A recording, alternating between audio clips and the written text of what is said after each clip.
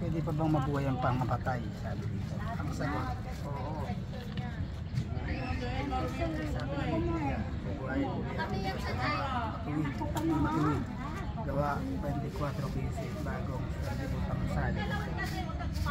Anong magtulong ko sa iyo? Hindi ka masyadong matatakot sa kamatayan. Hebreo 2:15. Mas makakayanan mo ang pagkamatay ng mga mahal mo sa buhay.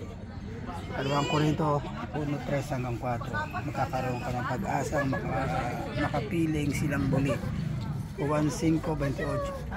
5:28 to 29. Mapaniniwalaan ba natin ang sinasabi ng Biblia? Oo. Sa tatlong ganyan.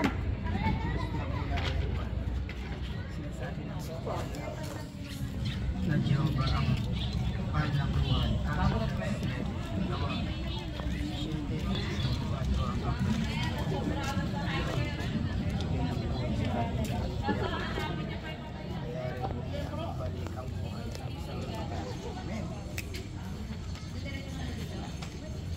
Pinasahan ko na.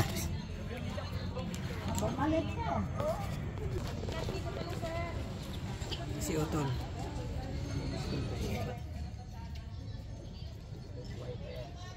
Nag-aaway kami ng madalas, pero kakaayos din kami. Miss ka yan, kakulitan yan. Stop. Mission ko lang. Dire-diretso naman yung insenso niya, no? Ha? Dire-diretso yung insenso. O, dire-diretso yan. Parang katulang yan eh. Pero mabango yan, amoy niyan.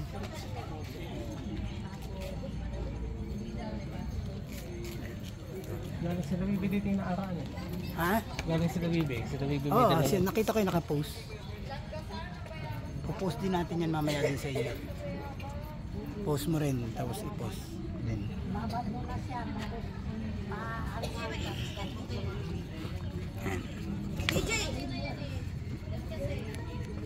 Ito pa yung ano, werewolf. Ano to? Nagpapanggap lang na kasi ano yan, maranhig yan. Ay, ano yung Sigbin. hindi yung kumakain ng ano, Yung ano? balbal yan. Balbal. Kapag panggap, balbal ka. Tingnan mo itlog mo. May bulbo. Ang balbal. Buti kung makukuha mo pati si Utol eh. Nakapix na to. Malabo na.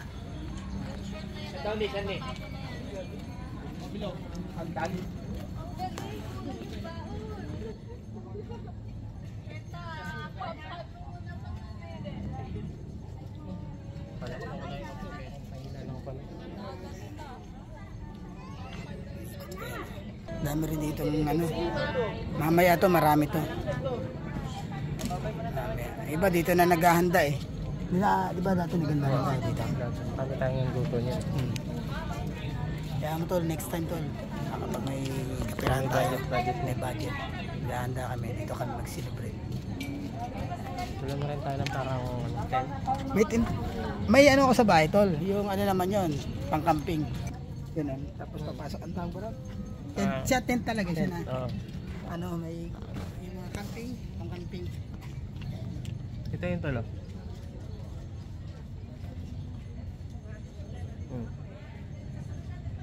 Di ba?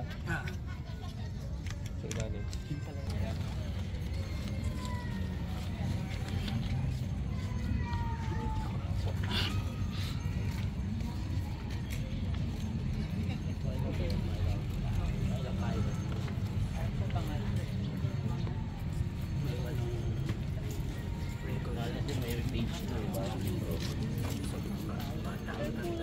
Lalaki, babae. Kamamaray lang. Okay, sir. Pero ay isa na 4 na araw ng makalibig. 1:11 hanggang 44.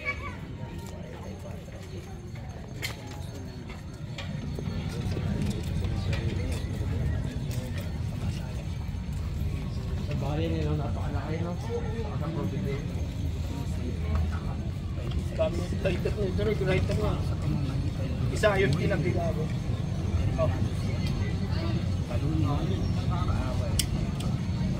Yan sa tiyo ka na kayo nagmaliit na kandila. Paubos na. Alaala na.